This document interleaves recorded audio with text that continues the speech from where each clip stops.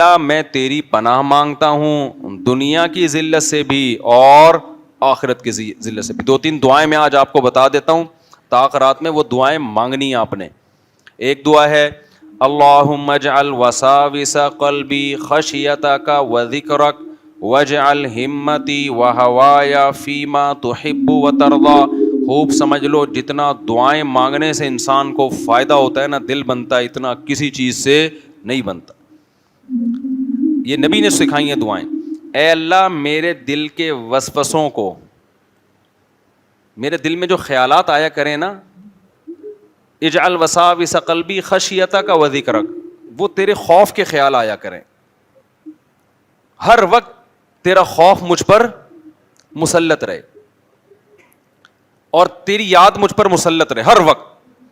خوف کتنا, یہ دوسری حدیث میں ہے کہ اتنا خوف جو مجھے تیری نافرمانی سے روک دے. اس سے زیادہ خوف نہیں چاہیے, پھر وہ صحت خراب ہوگی, فائدہ نہیں ہوگا. اتنا خوف ما تحول به بیننا وبین معصیتک, جو میرے اور تیری نافرمانی کے درمیان آڑ بن جائے, رکاوٹ بن جائے. یہ گھڑی صحیح ہے؟ مجھے تو لگ رہا ہے میں بہت تھک گیا ہوں, تو یہ تو ابھی تک صرف اتنا ہی ٹائم ہوا ہے, ابھی بس 5 منٹ میں بات ختم کر رہا ہوں. یہ دعا مانگا کریں اللہم اجعل وساوس قلبی خشیتک وذکرک واجعل ہمتی وہوایا فیما تحب وترضی. انسان جب بھی کوئی کام کرتا ہے نا 2 جذبوں سے کرتا ہے, یا تو خواہش ہوتی ہے اس کی, یا اس کام کی خواہش تو نہیں ہوتی لیکن ہمت پیدا ہو جاتی ہے. کام مشکل ہوتا ہے لیکن ہمت پیدا ہو جاتی ہے, ارادہ ہو جاتا ہے. تو اللہ میرے ارادے اور میری خواہشات ان کاموں کو بنا دے جن کاموں کو تو پسند کرتا ہے. دل ہی ان کاموں کا چاہا کرے جو تجھے پسند ہیں, اس کے علاوہ دل ہی نہ چاہے. ابے کیا ہو گیا, کتنے لوگ رمضان کے انتظار میں ہوتے ہیں نا, رمضان آنے والا ہے آنے والا ہے آنے والا ہے, خوشی ہوتی ہے نا. تو حالانکہ انہوں نے رمضان میں روزہ رکھنا ہے, تراویح پڑھنی ہے, لیکن ایک خوشی ہوتی ہے. تو اس کا مطلب اللہ نے ان کی خواہش وہ بناتی ہے جو اللہ کی خواہش ہے. کتنے لوگ ہیں جن کا دل چاہتا ہے شادی ہو جائے, ہوتی, اب کیا کروں, مثال اچھی سمجھ میں آ رہی, شادی ہو جائے ہو جائے ہو جائے, اللہ کرے ہو جائے. تو یہ خواہش ہے, اور یہ خواہش وہ ہے جو اللہ بھی چاہتا ہے کہ نکاح کرو. کیا خیال ہے؟ اور کتنے لوگ ہیں جو کہہ رہے ہیں اللہ کرے طلاق ہو جائے, جان چھوٹے, مرے ہیں, وہ کوئی زبردستی دلوا دے. اب یہ وہ خواہش ہے جو اللہ کی خواہش بولو نہیں ہے. خواہشات یہ بھی ہوتی ہیں لوگوں کی. کتنے لوگ ہوتے ہیں یار بیوی سے محبت پیدا ہو جائے, محبت پیدا ہو جائے, کاش اس کو بھی مجھ سے ہو جائے, مجھے تو بہت ہے. کل ایک بندہ آیا بیچارہ کہہ رہا مجھے بہت ہے, اس کو بالکل بھی نہیں ہے. میں نے کہا انجوائے کرو, کیا کر سکتا تھا, میں نے کہا پولیس میں تو ہوں نہیں میں. تو یہاں تو پولیس والا بھی بیچارہ پریشان ہوتا ہے. تو اب یہ محبت ایسی چیز ہے جو اللہ بھی چاہتے ہیں کہ میاں بیوی میں بولو ہو. بہت ساری چیزیں ایسی ہیں جو ہم چاہیں اور تو اللہ بھی چاہ رہا ہے. افطاری میں دل چاہتا ہے جلدی سے اذان کی آواز آئے اور ہم کھانا شروع کریں, دل چاہتا ہے نا. تو اللہ بھی چاہتے ہیں کہ جیسے ہی اذان ہو تم کیا کرو, کھانا شروع کرو. تو بہت ساری ہماری خواہشات ایسی ہیں جو اللہ کی بھی خواہشات ہیں. تو اگر وہ ہماری ساری خواہشات ایسی ہو جائیں جو کس کی ہیں, اللہ کی, تو دنیا بھی جنت اور آخرت بھی جنت. اور یہ ہو جاتا ہے بعض دفعہ جب انسان دین پہ 100% چلتا ہے نا, تو اللہ کی طرف سے اس کو یہ انعام ملتا ہے کہ جو اللہ کی خواہشات ہیں وہ اس کی اپنی خواہشات بن جاتی ہیں. اور ایسے نفس کو شریعت کی اصطلاح میں, قرآن کی اصطلاح میں نفس مطمئنہ کہا جاتا ہے. قرآن میں ہے نا یا ایتھا النفس المطمئنہ, اے وہ نفس جو اللہ کی عبادت اور اطاعت پر مطمئن ہے. دل بھی مطمئن ہے اس کا, بس صحیح ہے بھائی. ہمارے بہت سارے اکابر ایسے گزرے ہیں. میں نے حضرت مولانا الیاس رحمۃ اللہ جو تبلیغ جماعت کے بزرگ ہیں ان کی تحریر پڑھی تھی. تبلیغ جماعت نہیں جنہوں نے بنائی, انہوں نے کہا یہ اللہ کے ہم پہ بہت بڑا احسان ہے کہ اللہ نے اپنی چاہتوں کو ہماری چاہت بنا دیا ہے. یہ ان کا معیار تھا, ان کا تقویٰ تھا کہ ہمیں دل ہی نہیں کرتا اس کام کا جس سے اللہ ناراض ہو جائے. کہا یہ اللہ کا بہت, وہ ان پر اللہ کا احسان تھا نا, تو کہا یہ اللہ کا ہم پر بہت بڑا احسان ہے. وہ اتنا رات کو اٹھ کے کڑتے تھے نا کہ یہ دین دنیا سے ختم کیوں ہو رہا ہے.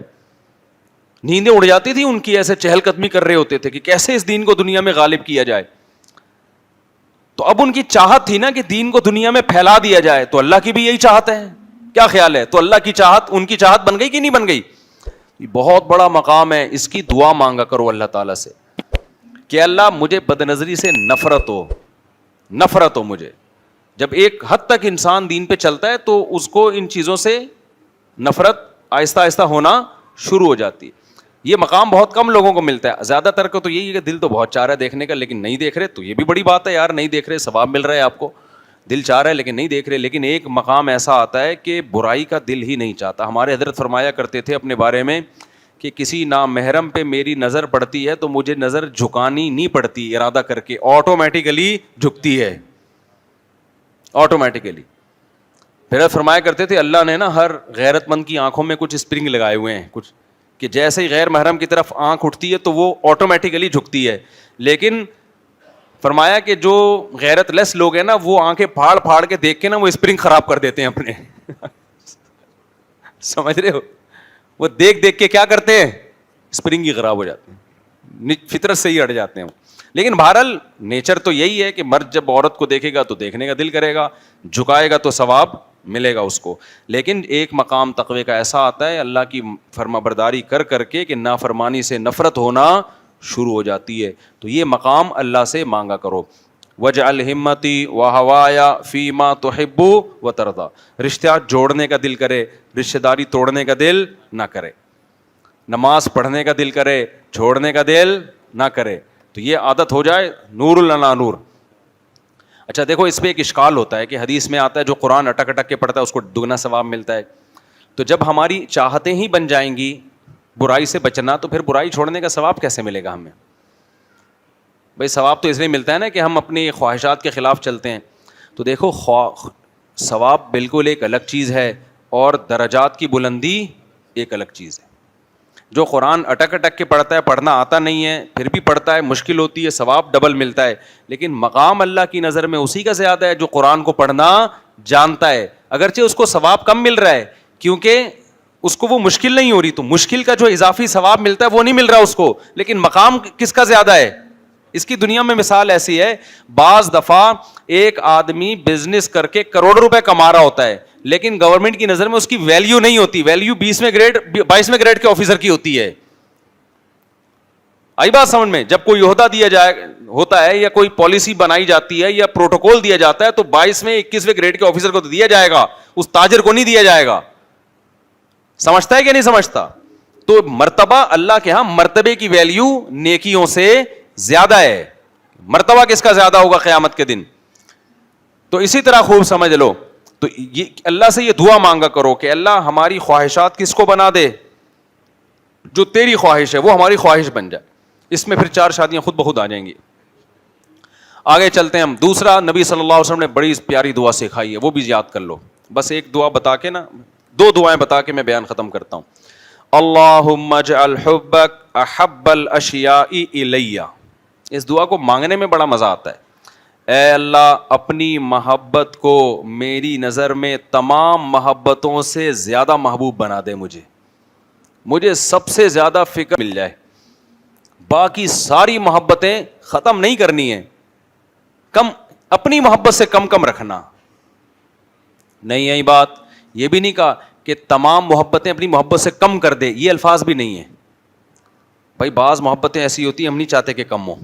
باپ سے محبت, ماں سے محبت, بعض دوست ایسے ہوتے ہیں ہم نہیں چاہتے ان سے دوستی کم ہو. بیوی سے محبت, بچوں سے محبت, تو کم تو نہیں کرنی چاہیے نا.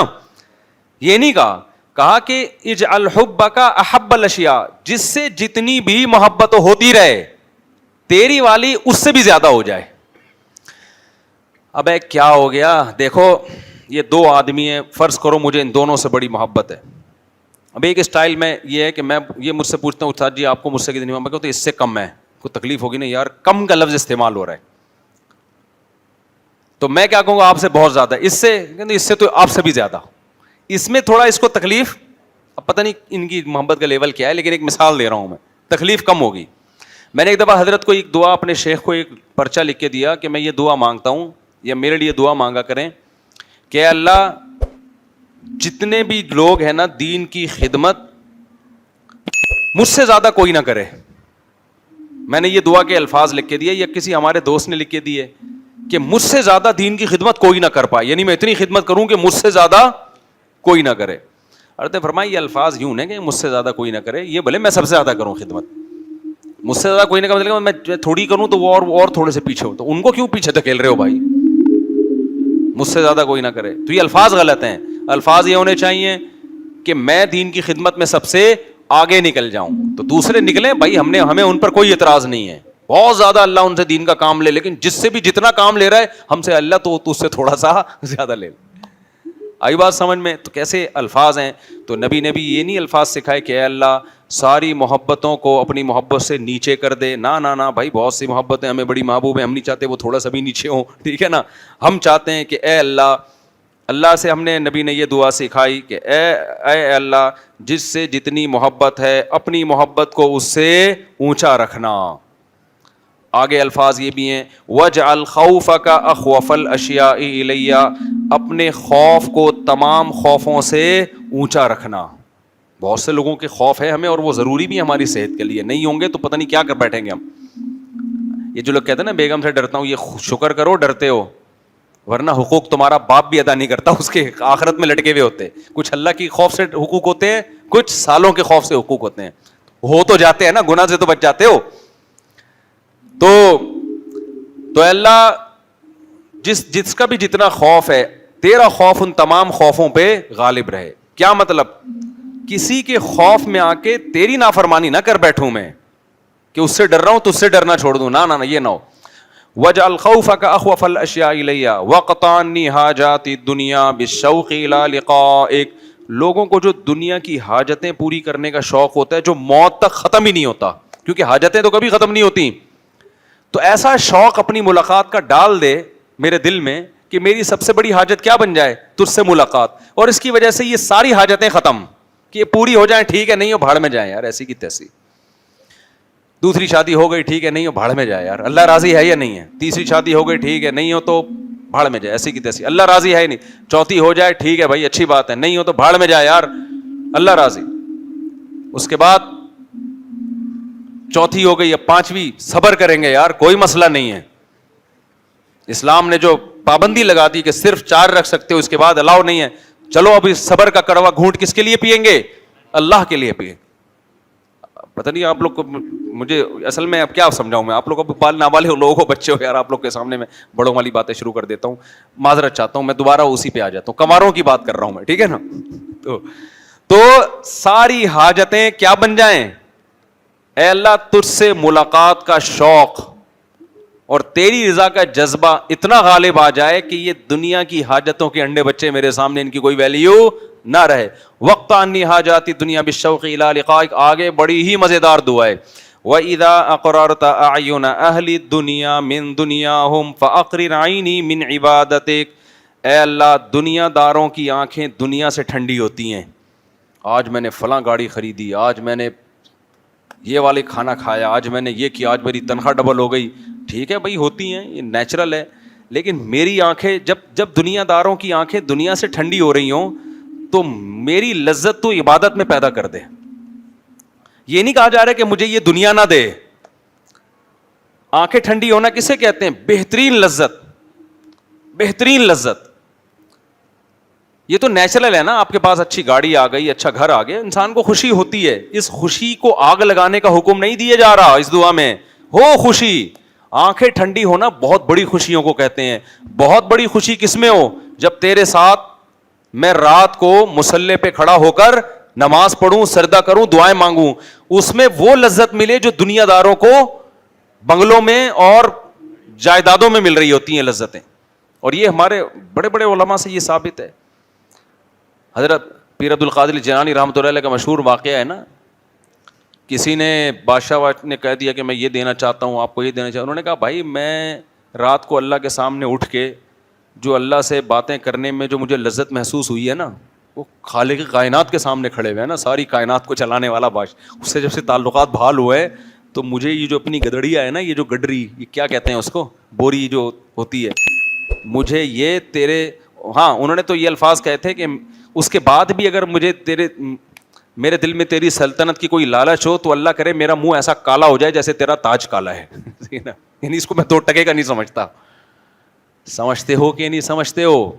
تو یہ نہیں کہا جا رہا کہ یہ چیزیں 2 ٹکے کی ہیں. یہ مقابلے میں کہ اللہ کی محبت اور اللہ کے سامنے کھڑے ہونے کی لذت اس کے مقابلے میں 2 ٹکے کی ہیں بہرحال. کیونکہ ٹکے ٹکے کے لوگ نا مجھ پہ اعتراض شروع کر دیتے ہیں, ادھر بیان تو اللہ کی محبت پہ کر رہے اور ادھر نہاریاں پھوڑی جا رہی ہیں.